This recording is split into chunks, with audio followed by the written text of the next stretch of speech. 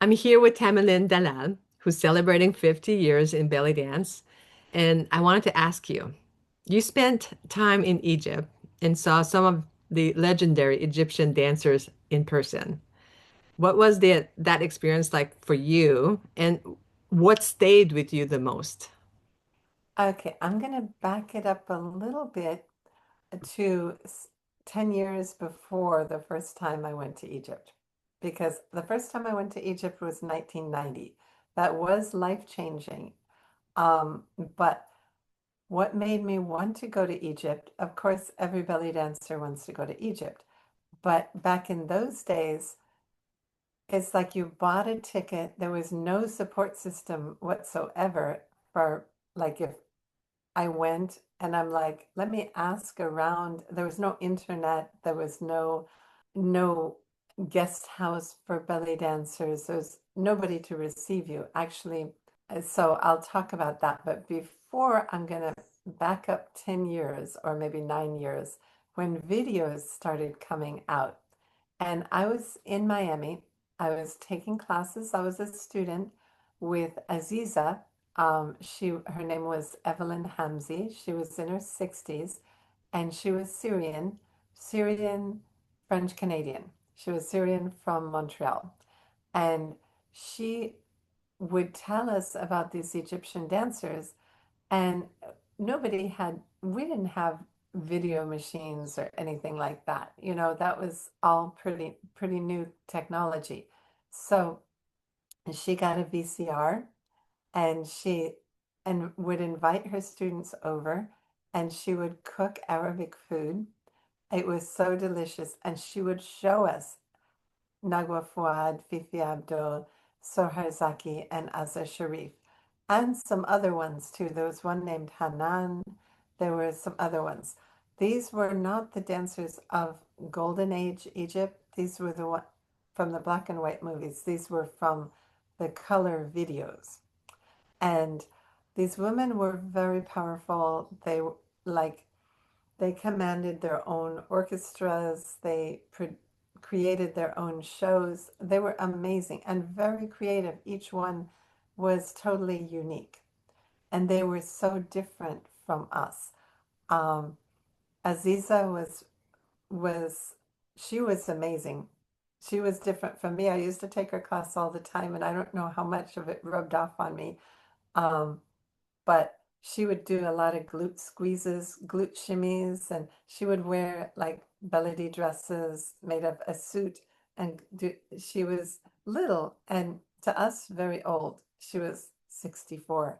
Oh my gosh, I passed that a few years ago. But anyway, um, she would bounce around and dance with a cane, and she was really good and glute squeezes all the time. So I got used to glute squeezing. And there was another student at the time named Jihan Jamal, and we were like coming up at the same time. She's wonderful. Jihan came out super Egyptian style. I came out more American cabaret style. I think that's, because I was doing more commercial work, like the shows with the sword balanced on my head and, all that stuff and I was making my living belly dancing. So, I was an Arabic people, in Miami, they liked what I did. They hired me. So, which was good. And then I went to South America and I came back and I found that the American public really didn't understand belly dancing and it got worse while I was away in South America and I came back. When I came back, it was always equated with stripping and I used to do bellygrams before I went to South America, and it was clean family fun. When I came back, it was like all the companies had been taken over by Stripogram or the Captain Telegram had strippergrams and all this stuff. And it was hard to make a living without doing, these little surprise birthday parties. But then people didn't understand that I wasn't a stripper, even though I was pretty covered up, especially by today's standards. I showed my stomach, but I'd wear a vest and harem pants with skirts over it and everything. And it was always like whenever I would show up at a party, they just thought I was, from gonna strip. It was so weird.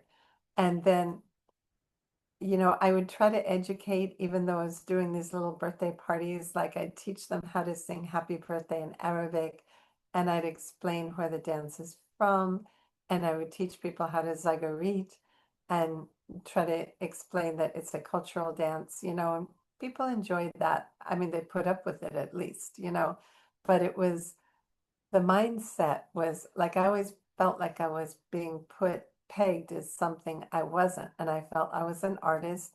I was practicing all the time, making costumes by hand, every single bead. And I was so dedicated to what I was doing.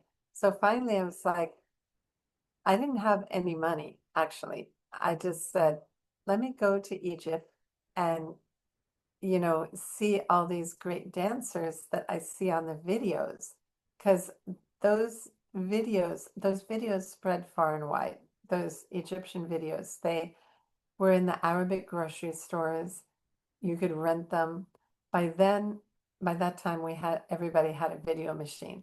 When I was in South America, I used to watch the videos.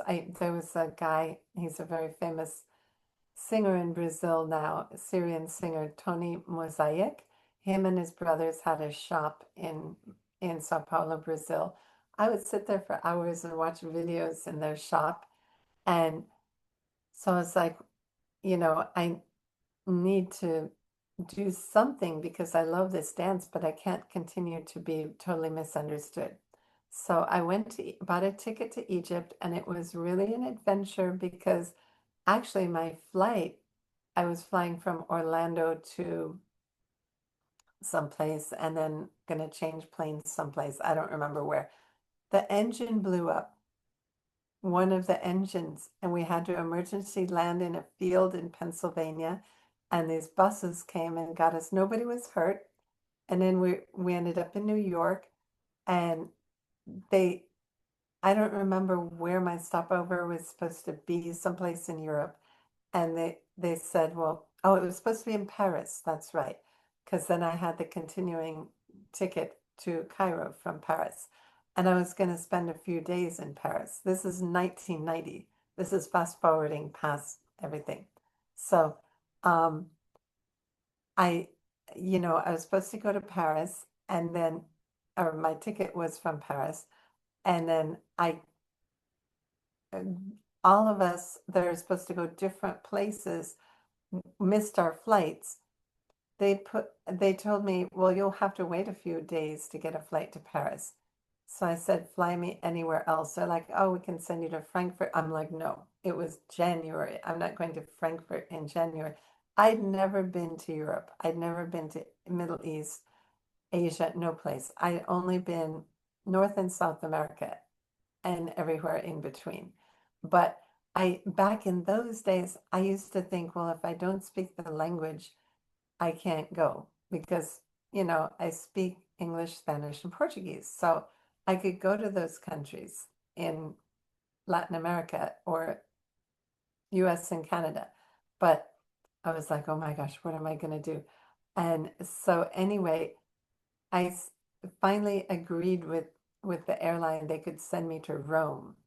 And and they changed my flight to Egypt for so I could take a few days to get to Paris. And it was so much fun. I went to Rome, I went to Venice, I traveled by train, ended up in Paris, met a cute guy, hung out in Paris. It was wonderful. Got on my flight to Cairo, and you know, I got there late at night. Somehow I knew this guy, Egyptian guy, that was a friend of a friend in Miami. He said, you can stay with my parents, but they have become fundamentalists, religious, super religious. And so I'm like, okay, I didn't really know what that meant back then. And I'm like, it's okay. And so I go, they didn't want me to go see any belly dancers. they're like I hung out with the mom. She was really nice. The father was strict. I was like, oh my gosh, I'm not going to achieve my goal of seeing these famous belly dancers. And so finally I just said, you know what? I have to go. I'm going to travel around. Da, da, da. I had made some excuse. And I went to a hotel. And then it was a cheap hotel, and like no, there was no website or internet to tell you who's dancing where. So I'm just like, well, what do I do now? So I went to the Hilton on the Nile. That was the first place I went. And I said, do you have dancers? And they said, yeah, we have a dancer tonight, but we, you have to wait because there's another show first. And the other show was like a group of Russians doing jazz dance, in little skimpy costumes. And they said, you're not allowed to watch that. I'm like, it was like nothing. It was like cheerleaders to us. And then, but they said, but you can watch the dance, this dancer, the Egyptian dancer. So and then they gave me a table to myself and they said, don't let anybody sit with you. They were really strict with me. I was, I looked young. I was 30, but I looked young. And so I watched, it was Azza Sherif. It was amazing with her whole band, and it was so beautiful. And what I loved, her hands. I remember I was like channeling her hands, like I was watching her and just her energy. And there's something about her hands. I went back to my hotel that night, and of course, it was like 3 in the morning, and I was stayed up for a long time just dancing around, without any music and trying to feel what her hands felt like. And so I was so impressed by Azza Sharif. Then I went, let's see. Oh, I met a family, an Egyptian family in a shoe store, and they invited me to stay with them. And then with their son, he took me to some places.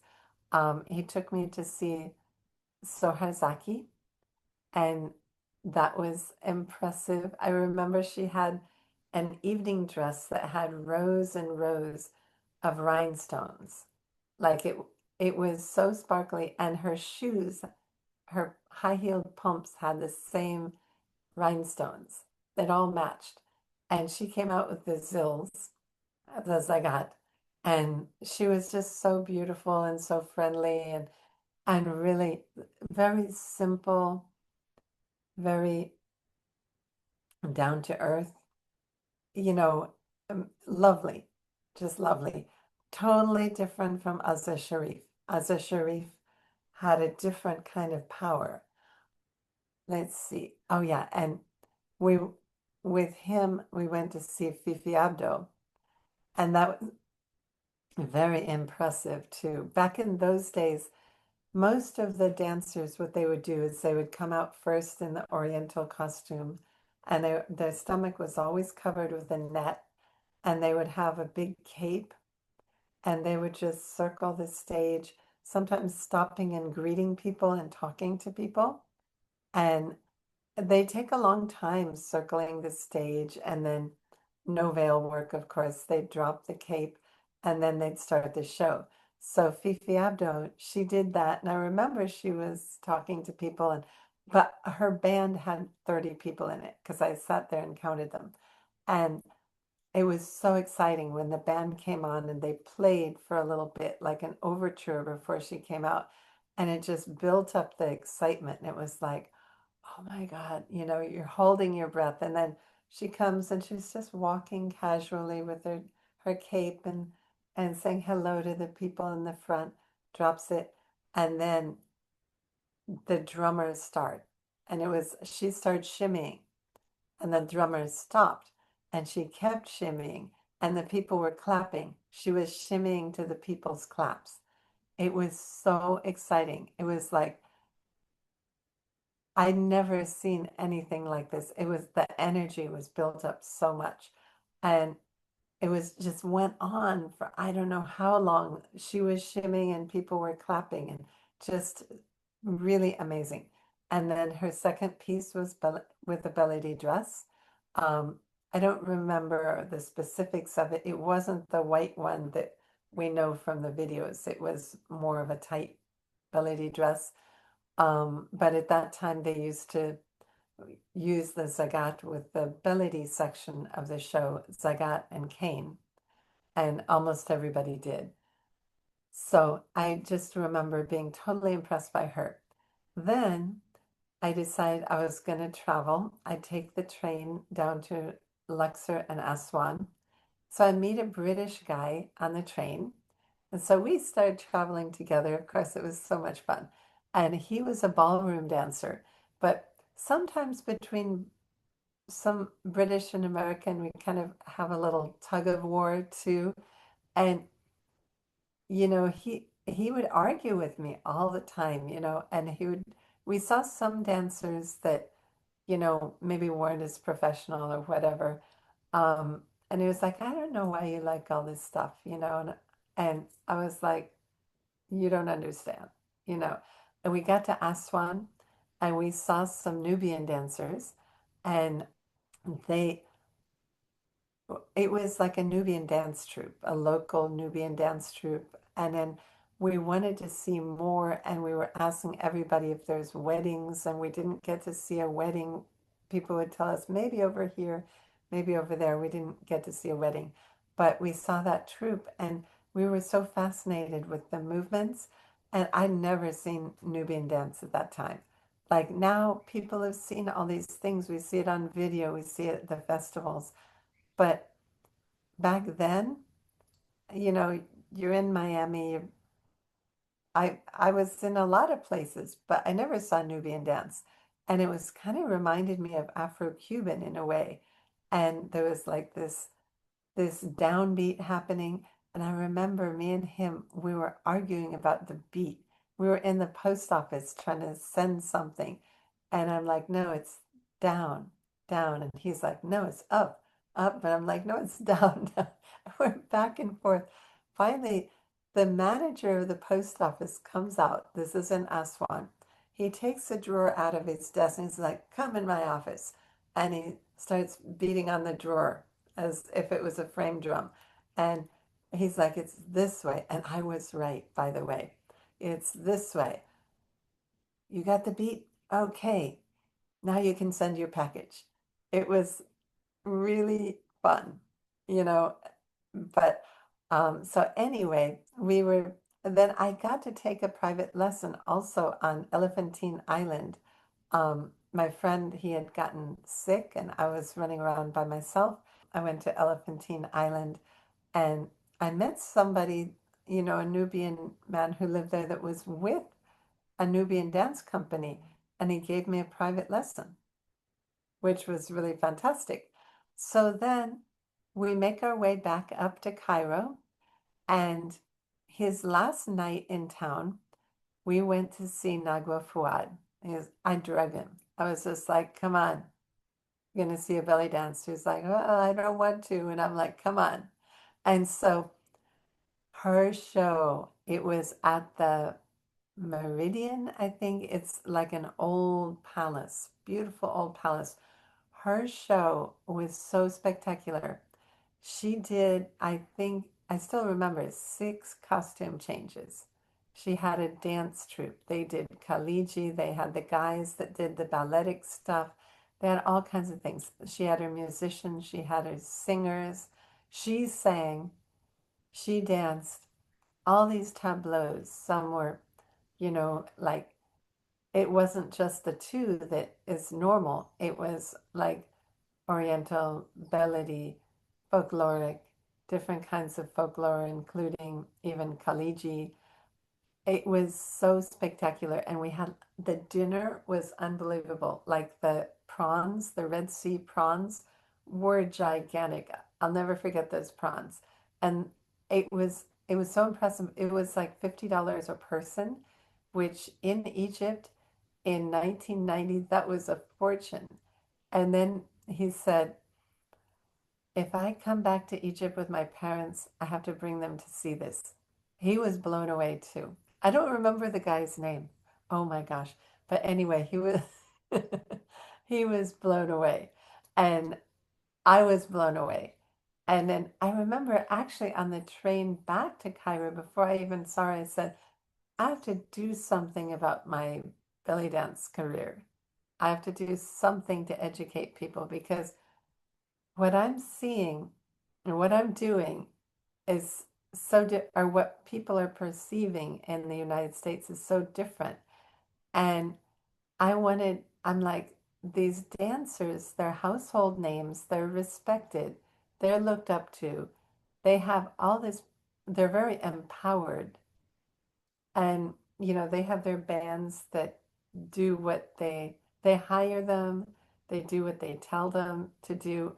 When we would dance with a live band in the United States, especially, they never did what we asked for. They'd say, what song do you want? And you tell them, and then they do something else, or sometimes the drum solo would be like a competition, like seeing if they could make you so tired that you couldn't shimmy anymore. And they were kind of like bullies. And in Egypt, these musicians were really together, and they were in the same wavelength as the dancers. It was so powerful. So anyway, I'm like, I'm going to do something, and I'm going to call it MidEastern Dance Exchange. It's like you have a name, but you don't even know what it is. And I said, well, it could be a magazine, could be a dance studio. I really don't know. So I got back and I had been teaching. Okay, this is so embarrassing. In Miami Beach, I'd been teaching at this place called Climax Aerobics. And but I was lucky that that opened because there was no other dance studio in all of South Beach. Like my jazz teacher was teaching in a restaurant in the middle of the day. They'd move the table and chairs. I was taking samba across the bay in Miami at a gym, but there was like no room. And I'm like, and so I was teaching at Climax Aerobics, and I had a woman named Scheherazade subbing my classes. She showed up for class one day and it was not, didn't exist anymore. Even the carpets had been pulled up and everything. So I had no place to teach. And I said, I have no place to teach. The teachers that I study with have no place to teach. Let me open a studio. But I had no money. And so I borrowed from credit cards. And then, and I was like, I'm going to teach. And my goal was to teach dancers that would become household names. Like I was like, yeah, I can have classes. Not, of course, most people won't become household names, but you know, I want to have like a certain amount that rise to the top and that command respect for this dance. And so it took me 4 years before I could even pay myself for teaching class. And imagine I had no savings. I ran up the credit cards.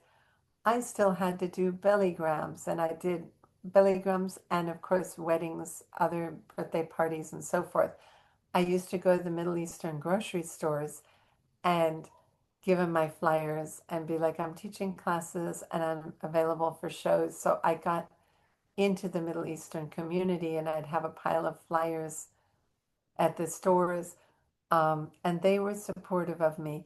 But I had to make my living off of doing these shows while I'm running the studio full time.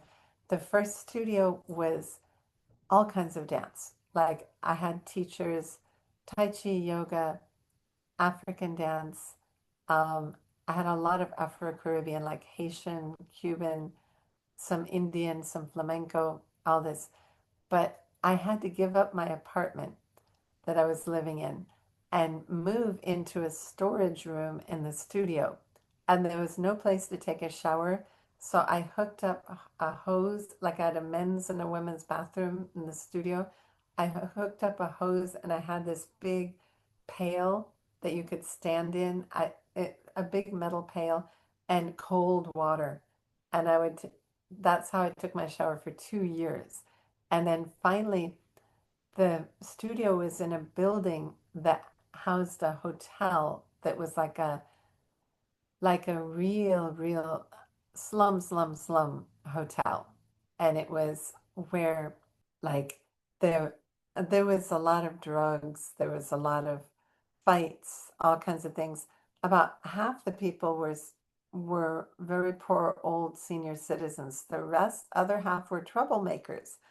And it was like, and back then in Miami Beach, if the police had to be called, the landlord would get fined. So that was my landlord too for my studio, and because my studio was underneath that hotel. And I told my landlord, how about if you give me a free room, let me run the hotel, and let's kick out all the troublemakers and make the rent really cheap and have artists rent. And he's like, really? And I'm like, yeah, artists will take a space and do something with it. So the hotel had 66 rooms, and about half of them I rented out to artists. And they did everything. You know, we tore out that stinky, disgusting carpets. It became a community, and we got along great with the elders too. And they were so lonely because they were poor and kind of abandoned. So I could live that way. But it wasn't until I had the studio for 4 years that I could start paying myself for classes because it took me that long to pay off the credit cards too. And then I could pay myself to teach class. Then I did really, like I started dance company. I did teach people that got very well known later on with the superstars and so forth. And my troupe was really good. And over the years, like we did our first theater production in 1997. And that's when we got our first grant because I opened the studio as a nonprofit. And to try to get it like, you know, flamenco, the flamenco people, they had their theater shows, their nonprofit organizations, they got grants. The ballet, the modern companies, all these people. So it's like, well, I'm going to be a nonprofit too. And it took 7 years to get the first grant. And then, I started getting grants from both the city and the county. And then the programming increased and increased and increased. Actually, after the 4 years, around that time, I had to move out of the studio. I still stayed in the hotel, you know, as a place to live, but I had to move to a different location because gentrification had come in. The studio quadrupled in price. Like the landlord said, everything's gone up, the taxes and everything. I don't want to do this. We were on friendly terms, but I have to quadruple the rent. And then it became a GNC. It became a few things that was kind of jinxed. None of them took off. Then finally a GNC. But I moved to the studio to the top of a building, like it's called a C building. It's a cold water building. And it was also, oh my gosh, it was such a dump. You would go up, like if you went up the fire escape, there were people sleeping there. The elevator was like,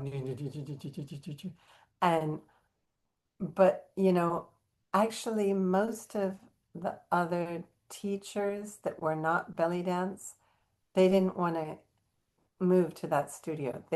But some of them, they got their own studios. Even one guy, the Brazilian teacher, he got his own studio in the same building, and a lot of the like multi-ethnic teachers, they moved on to other places or other projects or like by after a little while it was just belly dance, Haitian dance, and capoeira for years. And then belly dance kept booming and the Haitian teacher, we had several actually, but there was one that was always there.